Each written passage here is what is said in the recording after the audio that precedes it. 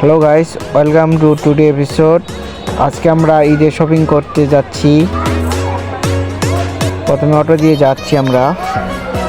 পাশে দেখতে পেলাম আমাদের ডিপজল অভিনেতা বাংলা ছায়াছবির বাড়ি। এটা হচ্ছে ডিপজলের বাড়ি। আমরা অটো দিয়ে যাচ্ছি, হেমায়তপুরে যাবো আগে। একটা সুন্দর বাড়ি ছিল, তাই এটা একটা ভিডিও নিলাম। এটা হচ্ছে শ্যামলী শপিং মল স্কোয়ারের। এটা মিরপুরে, এটা আগের ভিডিও। এটা হচ্ছে মিরপুর 12 নম্বর আড়ংয়ে, যেটা আমরা আগে গিয়েছিলাম। আড়ংয়ে দেখলাম অনেক কাপড় চোপড়, প্রাইস অনেক বেশি, কিন্তু জিনিসপত্র পছন্দ হচ্ছিল না, তাই দুই একটা কেনাকাটা করে চলে আসছি। আমার ভাতিজার জন্য দেখলাম কাপড় চোপড়, কিন্তু পছন্দ হচ্ছিল না, তাই আমরা চলে আসলাম হেমায়তপুরে। এটা হচ্ছে হেমায়তপুরে স্থানীয় যে এমনিতে দোকানগুলো বসে রাস্তার উপরে, সেগুলা। রাতের মধ্যে অনেক জ্যাম ছিল। এটা সন্ধ্যার গতকালের ভিডিওর এটা। তারপরে আমরা চলে আসলাম হচ্ছে সাভারে নিউ মার্কেটে, 4 তলা সিটি সেন্টার। সাভার সিটি সেন্টারে অনেক পেন দেখলাম। আমার ভাতিজার পছন্দ হচ্ছে মোবাইল পেন, কিন্তু আফসোস মোবাইল পেন কোথাও পাওয়া যাচ্ছিল না। নিউ মার্কেট থেকে চলে গেলাম আমরা হচ্ছে অন্ধ মার্কেট সাভারে। সাভারে অন্ধ মার্কেটে দেখলাম গেঞ্জি ফিট হচ্ছে, সেখানে 2টা গেঞ্জি নিলাম।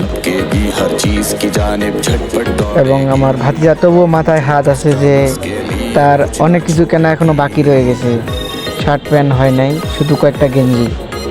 তাই আমরা অটো নিয়ে আরও সামনের দিকে গেলাম, হেমায়তপুরের দিকে। সেখানে ডিপজলে মার্কেটে নতুন গেলাম। সেখানে গিয়ে ওই যে ডিপজলে মার্কেট, ফ্লাইওভার থেকে একটু নিলাম জুম করে। সেখানে অনেক দোকান আছে, আপনারা সামনে দেখতে পাবেন। সেখানেও মোবাইল ব্যান খুঁজলাম, পাইলাম না। দেন আমরা শুধু আমার ভাতিজির জন্য 2টা প্যান্ট নিলাম। অনেক ঘুরলাম, অনেক ঈদের লোকজন। কালকে ঈদ যেহেতু, আজকে অনেক ঈদের জ্যাম ছিল মার্কেটগুলো। তবু আমরা অনেক সারাদিনে হাঁটলাম, শপিং করলাম। আমার ভাতিজা সেই খুশি ঈদের শপিং করে। সবগুলো মার্কেট অনুবের ঈদের মার্কেট, সবগুলা তোর না।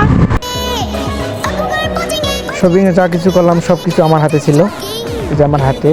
এটা হচ্ছে হেমায়তপুরে ফ্লাইওভার। এখন আমরা বাড়ির দিকে রওনা দিচ্ছি।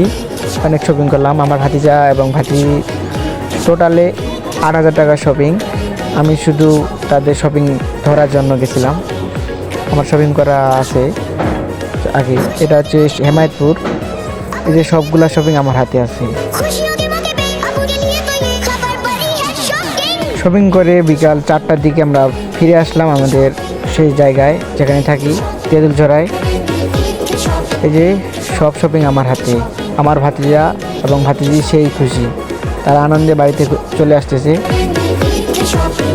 এবং সাথে আমি সেই শপিংগুলো নিয়ে একটু ভিডিও বানাইলাম।